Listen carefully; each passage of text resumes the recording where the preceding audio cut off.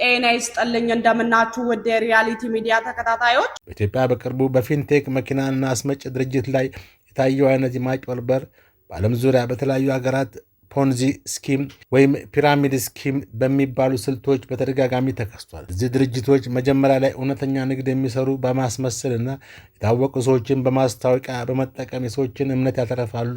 መጨረሻ ግን የብዙዎችን ገንዘብ ይዘው ይጠፋሉ። ተመሳሳይ የሆኑ ታዋቂ ዓለም አቀፍ ማጭበርበር ድርጊቶችም የሚከተሉት ናቸው። አንደኛ፣ ካሪታስ ሮማንያ 1990ዎቹ። ይህ በሮማንያ ታሪክ ትልቁ የማጭበርበር ድርጊት ነው። ድርጅቱ ገንዘባችሁን ባስገባችሁ በ6 ወር ውስጥ 8 እጥፍ አድርጌ መልሳለሁ በሚል ማታለያ ከ400,000 በላይ ሰዎችን ገንዘብ ሰብስበዋል። ልክ እንደ ፊንቴክ ሁሉ መጀመሪያ ላይ ለጥቂት ሰዎች ከፍተኛ ክፍያ በመክፈል እምነት አተረፈ። መጨረሻ ግን ወደ $450 ሚሊዮን የሚጠጋ የህዝብ ገንዘብ ይዞ ከሰረ። ሁለተኛ፣ ኤምኤምኤም ሩሲያና ናይጄሪያ። የድርጅት በሩሲያ ተነስቶ በሚሊዮን የሚቆጠሩ ሰዎችን ከ5 እስከ 40 ሚሊዮን ይገመታል አጭበርብሯል። በቅርብ ደግሞ በናይጄሪያ ኢንቨስት ካደረጋችሁ በወር 30 በመቶ ትርፍ ታገኛላችሁ ብዙዎችን ለኪሳራ ዳርጓል።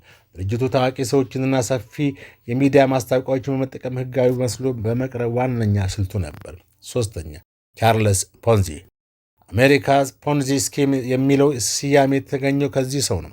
በ1920ዎቹ በ90 ቀናት ውስጥ የገንዘባችሁን 100% ትርፍ እሰጣለሁ በሚል በአጭር ጊዜ ውስጥ በሚሊዮን የሚቆጠር ዶላር ሰብስቧል። ስልቱ አዳዲስ ሰዎች የሚያመጡትን ገንዘብ ለነባር ሰዎች በመክፈል ስራው ውጤታማ ነው የሚል የተሳሳተ ምስል በመፍጠር ነበር። የመኪና ሽያጭ ማጭበርበር። አራተኛ፣ ቤክል ስካም። በተለያዩ ሀገራት በአሁኑ ወቅት በ2024 እስከ 26 በዓለም ዙሪያ የሚታዩ የመኪና ማጭበርበሮች የሚከተሉትን ይመስላሉ። አንደኛ፣ የውሸት ተቀማጭ ፌክ ዲፖዚት። መኪናውን ሳያሳዩ ሰው ስለበዛበት ስለመያዣነት ወይም to secure the car ቅድመ ክፍያ ከፈሉ በማለት ገንዘብ መሰብሰብ። ያለወለድ ብድር ኢንተረስት ፍሪ ሉር። ያለምንም ወለድና ዋስትና መኪና እንሰጣለን በሚል ማራኪ ማስታወቂያ ሰዎችን መሳብ። ልክ በፊንቴክ የታየው አይነት።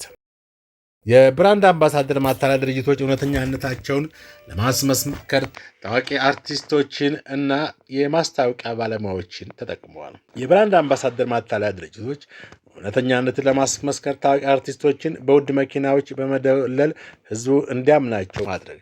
ማጭበርበሮች እንዴት መለየት ይቻላል? የተለመዱ ምልክቶች፣ ከመጠን ያለፈ የተስፋ ቃል፣ ያለምንም ወለድ ወይም ከገበያ ጋር እጅግ ባነሰ የሚል ቅናሾች፣ አስቸኳይነት ፕሬዠር፣ አሁን ካልከፈልክ እድሉ ያመልጣል ማለት ሰዎች እንዲቸኩሉ ማድረግ። ግልጽነትን ማጣት፣ ስለ ድርጅቱ የገንዘብ ምንጭና የንግድ ሂደት ግልጽ መረጃ አለመስጠት። በታዋቂ ሰዎች መታጀብ፣ ህጋዊነትን ለማሳየት አርቲስቶችና የሚዲያ ሰዎችን በብዛት መጠቀም። ከእነዚህ ታሪኮች የምንማረው ትልቁ ቁም ነገር ነው። ማንኛውም የንግድ ስምምነት ከእውነት በላይ መልካም ወይም ቱ ጉድ ቱ ቢ ትሩ መስሎ ከታየ ጥንቃቄ ማድረግ እንደሚያስፈልገን እሙን ነው። ይህ ሪያሊቲ ሚዲያ ነው።